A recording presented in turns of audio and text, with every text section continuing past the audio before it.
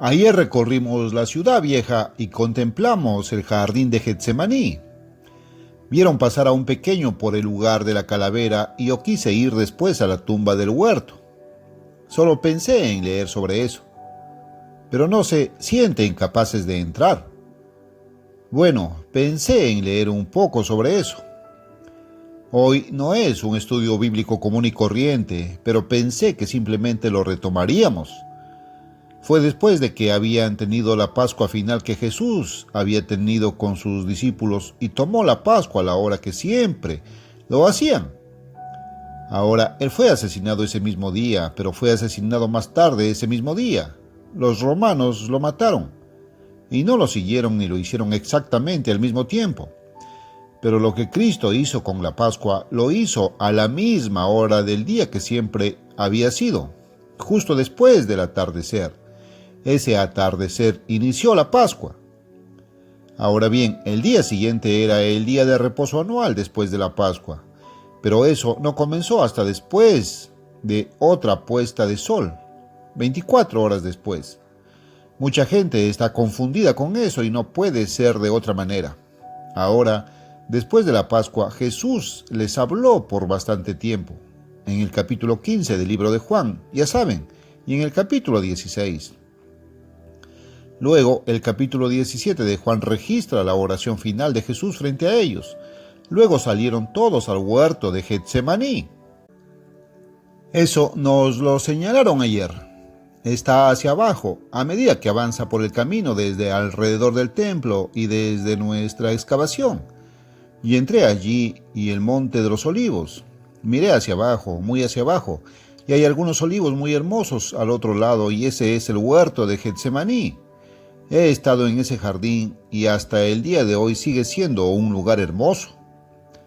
Algunos de esos árboles estaban allí en el tiempo de Cristo, pero los olivos llegan a ser casi los más viejos de todos los árboles.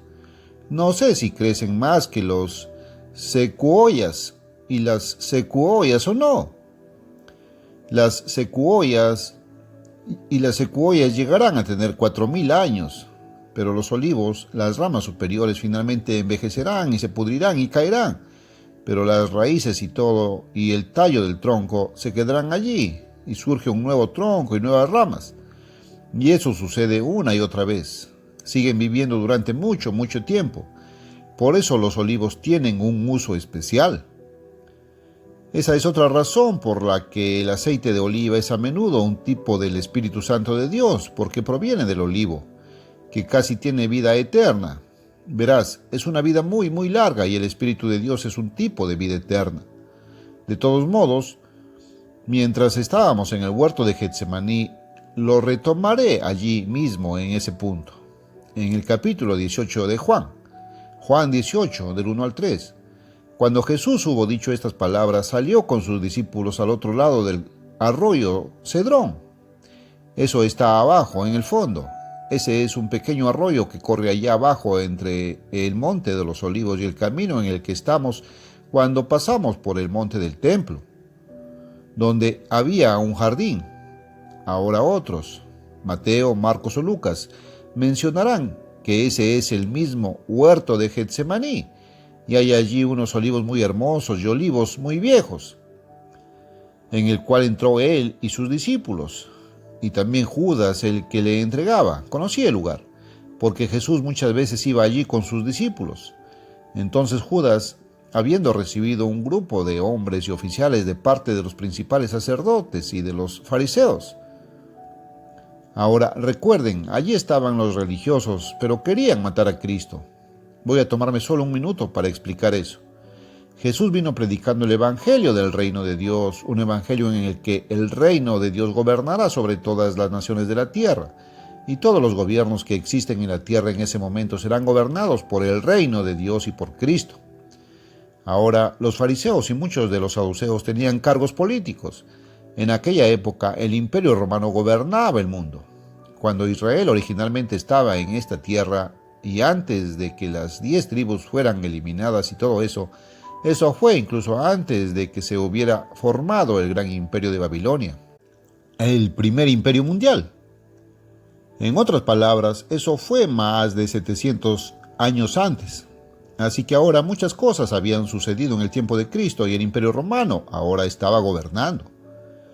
El Imperio Romano estableció a los fariseos, una denominación religiosa o secta del judaísmo, y los nombró en cargos de gobierno en los niveles inferiores para gobernar al pueblo. Ahora enviaron algunos. Enviaron a un gobernador, o a menudo se le llamaba rey local, como lo era Herodes, para gobernar, y tenían 2 o 3 guarniciones de soldados puestas aquí en diferentes lugares por si acaso hacían falta, pero en realidad nunca necesitaron usarlos. Sé que esperaban no necesitar usarlos, y realmente nunca necesitaron usarlos. Pero ellos pusieron en todos los muchos puestos inferiores del gobierno, pusieron a estos fariseos y saduceos. Ahora eran trabajos bien remunerados y les dio un gran prestigio. No solo eran líderes espirituales, sino también líderes gubernamentales. Y pensaban que Jesús estaba predicando el derrocamiento del César. Pensaban que Jesús ahora era un subversivo y enseñaba el derrocamiento del gobierno de César. Ellos realmente sabían que Él era el Cristo, sabían que Él era el Mesías. En realidad, los judíos de hoy no lo saben. Se les ha enseñado de manera diferente desde entonces hasta ahora. Pero esos fariseos sí sabían que el Mesías nacería como un bebé y crecería, y sabían que Jesús era el Cristo. Nicodemo dijo eso, como encontrará en el capítulo 3 de Juan. Pero ellos pensaron que él estaba predicando su versión, y pensaron que les cortarían la cabeza y perderían sus trabajos. Probablemente serían encarcelados y luego asesinados como subversivos y enemigos del gobierno. Por eso querían que los altos gobernantes romanos supieran que estaban del lado de Roma y no del lado de Cristo, y querían matarlo. También sabían que era humano y que podían ejecutarlo. Entonces querían matarlo. Ahora habían conspirado con Judas y le pagaron 30 monedas de plata para que viniera e identificara a Jesús. Eso demuestra que no sabían cómo era Jesús. Parecía cualquier otro judío de la época. Tenían que traer un hombre e identificar cuál de esos judíos era Jesús. Así que aquí llegamos a ese punto, aquí mismo. Juan 18, 2, 3. También Judas, el que le entregaba, conocía el lugar, porque muchas veces Jesús iba allí con sus discípulos. Judas entonces, habiendo recibido un grupo de hombres y oficiales de los principales sacerdotes y fariseos, ahora verán, eran las principales personas religiosas las que estaban detrás de todo esto y querían matar a Cristo. Los principales sacerdotes y los fariseos vinieron allá con linternas y antorchas y armas. Ahora estaban armados y vinieron tras él, así como un grupo armado vino detrás de nosotros hace casi 2 años, del gobierno. Juan 18, 4, 5. Entonces Jesús, sabiendo todas las cosas que habían de sucederle, salió y les dijo: ¿A quién buscáis? Ellos le respondieron: Jesús Nazareno. Jesús les dijo: Yo soy. Ahora notarás que en tu Biblia dice yo soy Él, pero la palabra Él está en cursiva. ¿Ves eso? El Él no fue escrito originalmente, eso lo han suministrado ellos. Cuando Juan escribió esto, no escribió aquello, y Jesús no dijo yo soy Él. Jesús dijo yo soy. Te remontas a la época de Moisés y Moisés dijo junto a la zarza ardiente: bueno, mira, si tengo que ir a Faraón, ¿cómo voy a saberlo? Si trato de decirle que Dios me envió, ¿cómo le diré quién es Dios? Dios le dijo: dile que yo soy, te envió. El nombre de Dios es Yo Soy, o YHWH. Significa el eterno, el autoexistente, el eterno, el que vive eternamente. Y cuando dijo Yo Soy, estaba diciendo que Él era Dios. Yo Soy es el nombre de Dios. Es lo mismo que YHWH, el eterno, el autoexistente. No hay ninguna palabra en el idioma inglés que lo traduzca exactamente. Por eso uso mucho la palabra eterno, donde quiera que se usa Dios en el Antiguo Testamento. Así que eso fue lo que respondió. Ahora observe lo que pasó. Y Judas también, el cual Ahora bien, esto no se menciona aquí, pero Lucas y Mateo mencionarán, o uno de ellos, que Judas vino y le dio un beso de Judas. Lo saludó con un beso y le dijo a quién besaría. Ese sería Jesús. Pero Juan no menciona eso. Juan 18, 5, 6. Y también estaba con ellos Judas, el que lo entregaba. Tan pronto como les dijo, yo soy, retrocedieron y cayeron al suelo. Cayeron de espaldas. Sabían que estaba diciendo, yo soy Dios. Ahora, como estaba explicando, los fariseos sabían desde el principio que Jesús era el Mesías. Sabían que Él era Dios en carne humana. Pero ellos pensaron que cuando Él hablaba el evangelio del reino de Dios y del gobierno de Dios, que Él era un subversivo y predicaba que iba a derrocar a César y al imperio de Roma. Tenían puestos gubernamentales en todos los niveles inferiores del gobierno del imperio romano, y temían por sus vidas, y temían perder sus trabajos y ser llamados y arrestados como subversivos. Por eso querían matar a Jesús. Pensaban más en sus trabajos que en el Mesías, aunque sabían quién era. Desde entonces, los judíos han negado que ese fuera Jesús y dicen que era un impostor. Pero esos judíos entonces sabían que no era un impostor. Sabían que Él era Dios y todavía querían matarlo. Desde entonces han enseñado y están todos mezclados. No saben qué hacer con la Pascua, no guardan la Pascua. Guardan los días de los panes sin levadura y la noche para ser muy recordada o para ser muy observada. La celebran y la llaman Pascua. Los judíos lo hacen.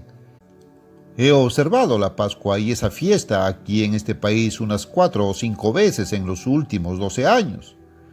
Así que ahora, tan pronto como Él dijo, yo soy, retrocedieron y cayeron al suelo. Estaban realmente sorprendidos. Sabían en presencia de quién estaban, pero también sabían que Él había venido en carne humana y que podían darle muerte. Juan 18, 7, 8.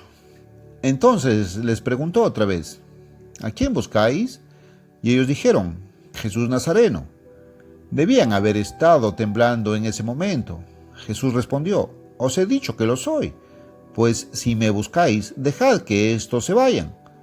Ahora vinieron con guardias armados, así como el gobierno vino con guardias armados contra la Iglesia de Dios hace ya casi 2 años, y hay un paralelo que voy a resaltar a medida que avancemos.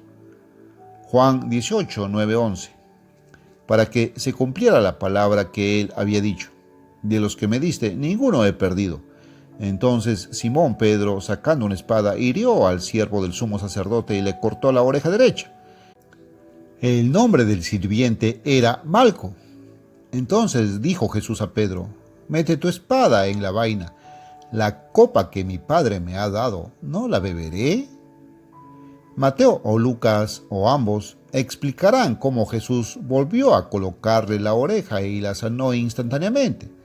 Por eso no le hicieron más sobre eso en ese momento. Él lo sanó inmediatamente, pero Juan no menciona eso. Juan 18:12. Entonces la banda, el capitán y los oficiales de los judíos tomaron a Jesús y lo ataron. Allí estaba Jesús, su mismo creador y hacedor, y ahora lo ataron. Solo quiero que notes lo que estaban dispuestos a hacerle a su propio creador.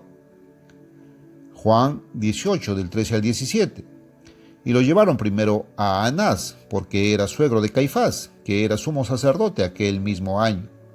Anás era el suegro del sumo sacerdote, Caifás era el sacerdote. Y era Caifás el que daba consejo a los judíos, que era conveniente que un hombre muriera por el pueblo, y él era el sumo sacerdote. Ahora mire lo que estaba diciendo. Y Simón Pedro siguió a Jesús y también otro discípulo. Ese discípulo era conocido del sumo sacerdote y entró con Jesús en el palacio del sumo sacerdote. Eso fue todo aquí dentro de la ciudad amurallada. Pero Pedro estaba afuera, a la puerta. Entonces salió el otro discípulo, conocido del sumo sacerdote, y habló a la portera. Tenían una portera, y trajo a Pedro. Entonces la doncella que portaba la puerta dijo a Pedro, ¿no eres tú también uno de los discípulos de este? Él dijo, no lo soy. Pedro comenzó a negar a Jesús. muestra cuán humano era Pedro antes de recibir el Espíritu Santo. Juan 18, del 18 al 23. Y estaban allí los siervos y los oficiales que habían encendido brasas, porque hacía frío. Se estaba poniendo bastante frío y todavía era lo suficientemente temprano, en la primavera como para aún no hacer calor, y era de noche, y se calentaron. Y Pedro estaba con ellos y se calentaba. Entonces el sumo sacerdote preguntó a Jesús sobre sus discípulos y sobre su doctrina. Jesús le respondió: yo hablé abiertamente al mundo, incluso enseñé en la sinagoga y en el templo, donde también acuden los judíos. Y en secreto no he dicho nada. ¿Por qué me preguntas? Preguntad a los que me oyeron. ¿Qué les he dicho? He aquí, ellos saben lo que dije. Y habiendo dicho esto, uno de los oficiales que estaban allí golpeó a Jesús con la palma de su mano, diciendo: ¿respondes así al sumo sacerdote? Jesús le respondió: si he hablado mal, da testimonio del mal, pero si bien, ¿por qué me golpeas? Yo diría que el fiscal general nos atacó y dije: si he hecho mal, acusadme del mal y juzgadme por el mal. Pero si no, ¿por qué nos herís? ¿Por qué vienes y tratas de apoderarte de nosotros y no haces nada? Todo esto, se nota el paralelo aquí. Ahora bien, hay una diferencia. Jesús no tenía que morir y no habría muerto si no hubiera venido con ese propósito, morir por nosotros. Solo tenía que morir por ti y por mí y por el resto del mundo. No tuvo que morir por sí mismo. Nunca cometió nada. Él nunca había hecho nada por lo que tuviera que morir. Y tampoco habíamos hecho nada de lo que nos acusaban. Jesús habría resistido. Jesús no les habría permitido hacer esto. Lo hizo solo por nosotros. Lo hizo para dar su vida por nosotros. Para eso vino, del cielo, para morir. Ahora había llegado el momento y tenía que hacerlo. Pero cuando Pablo fue juzgado, se negó a ir al juicio en Jerusalén. Dijo: hago un llamamiento a Roma. Pablo hizo exactamente lo que nosotros hemos hecho. Ahora bien, algunos de nuestros antiguos miembros habrían dicho: bueno, deberíamos haber cedido. Dijeron: Jesús se rindió, ¿por qué no deberíamos ceder? Pero Jesús vino a morir por el resto de nosotros. No morimos por nadie. Hay una gran diferencia cuando lo entiendes. Juan 18, 24 al 27. Anás lo había enviado atado al sumo sacerdote Caifás, y Simón Pedro se levantó y se calentó. Entonces le dijeron: ¿no eres tú también uno de sus discípulos? Él lo negó y dijo: no lo soy. Ya son 2 veces que ha negado a Jesús, aquí en solo unos minutos. Uno de los siervos del sumo sacerdote, siendo su pariente, a quien Pedro le cortó la oreja, dijo: ¿no te vi en el huerto con él? Entonces Pedro volvió a negar e inmediatamente cantó el gallo. Ya se acercaba la mañana cuando cantó el gallo, e inmediatamente el gallo cantó. Eso es lo que dijo Jesús: antes que el gallo cante por la mañana, me negarás 3 veces. Juan 18:28. Entonces llevaron a Jesús del lado de Caifás al tribunal del juicio. Y era de mañana, y ellos mismos no entraron en la sala del juicio para no contaminarse, sino para que pudieran comer la Pascua. Ahora iban a celebrar la Pascua más tarde. Cristo ya había celebrado la Pascua con sus discípulos. Verá, esto muestra que entonces estaban celebrando la Pascua la noche de la fiesta. La noche de fiesta que debe ser muy observada. Juan 18, 29 al 35. Entonces salió Pilato a ellos y les dijo: ¿qué acusación presentáis contra este hombre? Ellos respondieron y le dijeron: si no fuera malhechor, no te lo habríamos entregado. Entonces Pilato les dijo: tomadlo y juzgadlo según vuestra ley. Entonces los judíos le dijeron: no nos es lícito dar muerte a ningún hombre, para que se cumpliera la palabra que Jesús había dicho, indicando de qué muerte debía morir. Entonces Pilato entró otra vez en la sala del juicio, es decir, la sala del tribunal, y llamó a Jesús y le dijo: ¿eres tú el rey de los judíos? Jesús le respondió: ¿dices esto por tu propia cuenta u otros te lo dijeron de mí? Pilato respondió, ¿soy judío? Había antisemitismo, incluso entonces odiaban a los judíos. Juan 18, 35 al 37. ¿Soy judío? Tu nación y los principales sacerdotes te han entregado a mí. ¿Qué has hecho? Jesús respondió, mi reino no es de este mundo. Si mi reino fuera de este mundo, entonces mis siervos pelearían para que yo no fuera entregado a los judíos. Pero ahora mi reino no es de aquí. Eso es de aquí. Entonces Pilato le dijo, ¿entonces eres tú rey? Jesús respondió, tú dices que soy rey, para esto nací, y para esto vine al mundo, para dar testimonio de la verdad. Todo el que es de la verdad oye mi voz. Oyen su voz, creen lo que él dice. Mucha gente cree en Cristo, pero no cree en lo que él dijo. Oh, qué diferencia hay. Y la gente no se da cuenta de esa diferencia. Juan 18, 38 al 40. Pilato le dijo, ¿qué es la verdad? Y habiendo dicho esto, volvió a salir donde los judíos y les dijo, no encuentro en él ningún delito. Pero tenéis costumbre de que os suelte uno en la Pascua.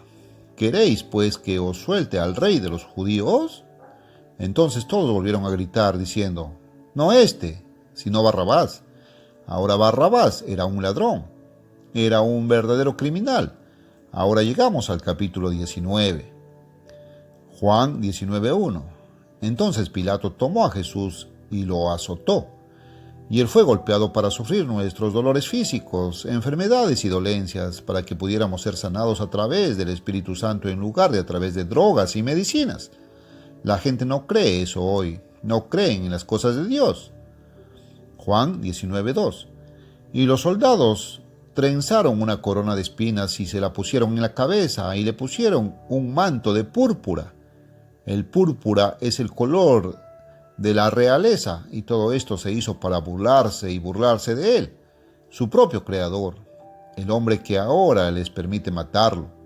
Él estaba muriendo por ellos, para que algún día, a su juicio cuando venga, este fue el juicio de Cristo, pero el juicio de ellos viene, y entonces tendrán la oportunidad de ser salvos.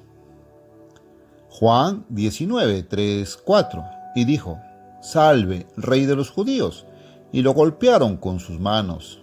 Pilato pues salió otra vez y les dijo, he aquí os lo traigo, para que sepáis que no hallo en él ningún delito. Pilato está tratando de salir, tratando de salvar su propio pellejo, tratando de echarle la culpa a Mame, como dicen, y culpar a alguien más. Juan 19, 5, 6. Entonces salió Jesús con la corona de espinas y el manto de púrpura, y Pilato les dijo, he aquí el hombre. Cuando lo vieron entonces los principales sacerdotes y los oficiales clamaron diciendo, crucifícale, crucifícale. Allí estaba él, lo habían golpeado con 40 azotes menos uno. Lo habían golpeado como probablemente a ningún hombre lo habían hecho jamás. Y los principales sacerdotes dijeron, crucifícale. Juan 19:6. Pilato les dijo, tomadlo y crucificadlo, porque no encuentro en él ningún delito. Soy inocente. Sí, no lo hice, ya sabes. Dios le dijo a Adán, Adán, ¿qué has hecho? Señaló a la mujer. La mujer, ella me guió, ella es la culpable. Se volvió hacia la mujer y le dijo, mujer, ¿qué has hecho? Se volvió hacia el viejo Satán. Aquí el diablo es el responsable, me ha engañado. Siempre culparían a alguien más. Juan 19:7. Los judíos le respondieron, nosotros tenemos una ley, y según nuestra ley, él debe morir, porque se hizo hijo de Dios. Moisés también se hizo líder, ¿no? ¿Y me he convertido en líder? ¿Ves alguna similitud? No solo Jesús, sino todos los hombres que él ha tenido para representarlo, todos de la misma manera. Juan 19:8-9. Entonces Pilato, cuando oyó estas palabras, tuvo mucho más miedo, y volviendo a la sala del juicio, dijo a Jesús, ¿de dónde eres? ¿De dónde vienes? Pero Jesús no le respondió. Jesús había terminado de responder. Él iba a tener que ir y morir por el mundo y simplemente iba a hacerlo. Juan 19, 10, 11. Entonces Pilato le dijo: ¿No me hablas? ¿No sabes que tengo poder para crucificarte y poder para soltarte? ¿No sabes que yo soy más grande que tú? Tengo poder sobre ti. Y le dijo eso al mismo Cristo, al mismo Dios. Jesús respondió: no podrías tener ningún poder contra mí si no te fuera dado de arriba. Por tanto, el que me entregó a ti tiene mayor pecado. Ahora, era solo una cuestión de grado de pecado. Pilato tenía pecado, pero los judíos que lo acusaban tenían mayor pecado. Usted se dará cuenta de eso. Juan 19, del 12 al 14. Y desde entonces Pilato procuraba soltarlo, pero los judíos clamaban diciendo: si dejas ir a este, no eres amigo de César. Verás, tenían miedo por César, pensaban que Jesús era un subversivo. Cualquiera que se hace rey habla contra César. Cuando Pilato, pues, dirigió ese dicho, sacó a Jesús y se sentó en el tribunal en un lugar que se llama el Enlosado, pero en hebreo, Gabata, y era la preparación de la Pascua. En otras palabras, era el día de la Pascua, que es la preparación para el día santo, que es el día siguiente a la Pascua. Y la víspera, el comienzo de ese día, es la noche que debe ser muy observada, que es una noche después de la Pascua.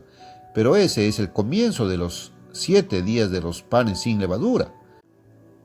Sabes que aquí está muy claro y sin embargo incluso algunos de nuestro pueblo están confundidos y comienzan a pensar que deberíamos celebrar la Pascua un día más tarde de lo que lo hacemos. Pero Dios ha guiado a su siervo y ha guiado a su iglesia. Juan 19, 14 al 17. La preparación de la Pascua, y como la hora sexta, es decir, en otras palabras, ya eran las 6 de la mañana, veréis, había pasado toda la noche. Y dijo a los judíos: he aquí vuestro rey. Pero la multitud gritó: fuera, fuera, crucificadle. Pilato les dijo: ¿crucificaré a vuestro rey? Los principales sacerdotes respondieron: no tenemos más rey que César. El mundo no tiene más Dios que Satanás. Lo mismo, exactamente lo mismo. Entonces lo entregó. Pilato entregó a Jesús, por lo tanto, a ellos para que lo crucificaran. Y tomaron a Jesús y se lo llevaron. Y él, cargando su cruz, salió a un lugar llamado el lugar de la calavera. Eso está enfrente de San Esteban. ¿O es esa la entrada de San Esteban? Supongo que lo es. A la ciudad amurallada, y querían llevar a las niñas e ir allá esta tarde inmediatamente después de eso, y mostrarles la tumba del jardín donde Jesús fue enterrado. No fue crucificado en la, ¿cómo la llaman? Iglesia en la ciudad amurallada, que los católicos y protestantes y todos ellos afirman, la iglesia del Santo Sepulcro. No había nada santo allí y Jesús no fue crucificado allí. Esa es una superstición católica. Juan 19, del 17 al 19. Y llevando su cruz, salió al lugar llamado de la calavera.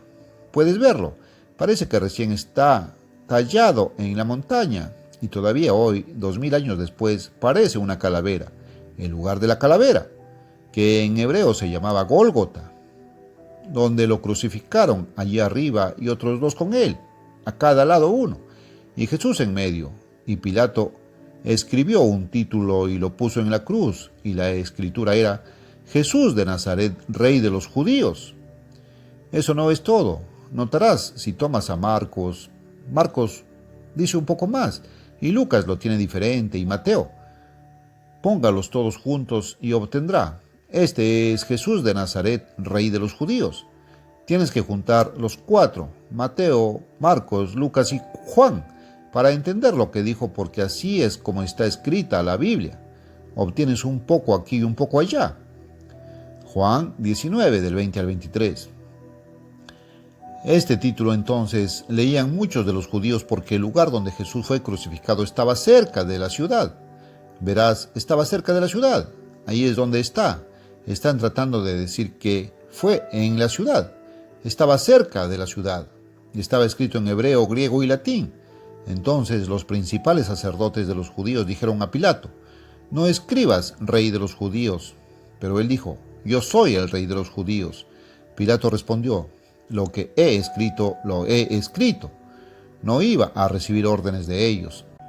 Entonces los soldados, después de haber crucificado a Jesús, tomaron sus vestidos e hicieron 4 partes, una parte para cada soldado, y también su manto. Ahora el manto estaba sin costura, tejido desde arriba por todas partes. Eso demuestra que era de una calidad extraordinariamente alta. Me critican porque creo en la buena calidad. Dios también cree en la buena calidad y también Cristo. Juan 19, del 24 al 27. Entonces decían entre sí: «No la rompamos, sino echemos suerte sobre ella. ¿De quién será?», para que se cumpliera la escritura que dice: «Se repartieron entre sí mis vestidos y mi vestimenta echaron suertes». Estas cosas pues hicieron los soldados. Ahora eran soldados romanos, no judíos. Ahora estaban junto a la cruz de Jesús su madre y la hermana de su madre, María, la esposa de Cleofás, y María Magdalena. Jesús había echado demonios fuera de ella. Cuando Jesús vio a su madre y al discípulo que él amaba, que era Juan, que estaban presentes, dijo a su madre: «Mujer, ahí tienes a tu hijo». Entonces dijo al discípulo: «He aquí tu madre». Por supuesto, los católicos romanos le dan mucha importancia a eso ahora. Juan 19, del 27 al 30. Y desde aquella hora aquel discípulo la recibió en su casa. Después de esto, sabiendo Jesús que ya todo estaba cumplido para que la escritura se cumpliera, dijo: «Tengo sed». Y estaba puesta una vasija llena de vinagre, y llenaron una esponja con vinagre, y la pusieron sobre hisopo, y se la acercaron a la boca. Por supuesto, sus manos fueron clavadas en la cruz y no podía agarrarlo. Entonces Jesús, cuando hubo recibido el vinagre, dijo: «Consumado es». Y ha dicho anteriormente: «He terminado la obra», dijo a Dios, «que me has dado que hacer». Terminó la obra que debía hacer en la tierra, aquí en este país donde nos encontramos ahora. Pero toda su obra que está haciendo a través de nosotros aún no estaba terminada y no está terminada hoy. Juan 19:30. E inclinó la cabeza y entregó el espíritu. Ahora uno de los otros muestra que alguien vino y lo apuñaló en el costado con una lanza, y la sangre brotó y murió desangrado. Es su sangre la que paga el precio de nuestros pecados y nos perdona. Recuerda que su sangre no nos salva, somos salvos por su resurrección y por su vida, y no por su sangre. Juan 19, 31 al 34. Los judíos, pues, porque era la preparación, en otras palabras, el día de preparación para el santo día de reposo que llegó esa noche, ahora es por la tarde, para que los cuerpos no permanecieran en la cruz en el día de reposo. Miren, el día de reposo se acercaba. Ese día de reposo era jueves, lo cual hemos demostrado. El doctor Hay tiene artículos, pruebas de calendarios y astronomía de eso, porque ese día de reposo era un día solemne, no era un sábado ordinario. Ya ves, no era un sábado feriado, era un día solemne. Rogó a Pilato que les quebraran las piernas y se los llevaran. Entonces vinieron los soldados y quebraron las piernas al primero y al otro que estaba crucificado con él. Pero cuando llegaron a Jesús y vieron que ya estaba muerto, no le quebraron las piernas. Pero uno de los soldados le atravesó el costado con una lanza. Esto está un poco fuera de contexto aquí, y al momento salió sangre y agua. No murió hasta después de eso. Murió de la hemorragia que salía de su costado. Y si consulta con Mateo, Marcos y Lucas, encontrará que eso es cierto. Los copistas lo han traspuesto más tarde aquí. Juan 19, 35 al 38. Y el que vio esto dio testimonio, y su testimonio es verdadero, y sabe que dice verdad, para que creáis. Porque estas cosas fueron hechas para que se cumpliera la escritura. Ni un hueso suyo será quebrantado. Y otra vez, otra escritura dice: mirarán al que traspasaron. Y después de esto, José de Arimatea, siendo discípulo de Jesús, pero en secreto, por miedo a los judíos, rogó a Pilato que le permitiera llevarse el cuerpo de Jesús, y Pilato le dio permiso. Vino pues y tomó el cuerpo de Jesús. Envolvieron el cuerpo en cierta clase de tela y por supuesto hay una gran controversia sobre el sudario que se suponía envolvía el cuerpo de Jesús.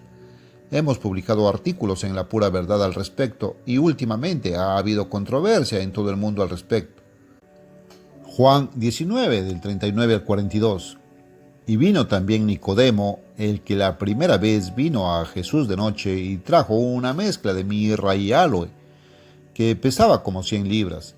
Entonces tomaron el cuerpo de Jesús y lo envolvieron en lienzos, ese es el sudario, con especias aromáticas, como es costumbre entre los judíos enterrar. Ahora bien, en el lugar donde fue crucificado había un huerto. Ahora fue sepultado en el sepulcro del huerto, y en el huerto un sepulcro nuevo, en el que todavía no había sido puesto ningún hombre. Allí pusieron a Jesús, pues a causa del día de preparación de los judíos, porque el sepulcro estaba cerca. No hubo tiempo para llevarlo a algún cementerio lejano, y eso está justo debajo, y espero que todos hayan estado allí. Creo que tal vez todos ustedes lo hayan estado. He estado muchas veces. Bueno, ese es el final del estudio bíblico. Entonces podrías quitarle el micrófono.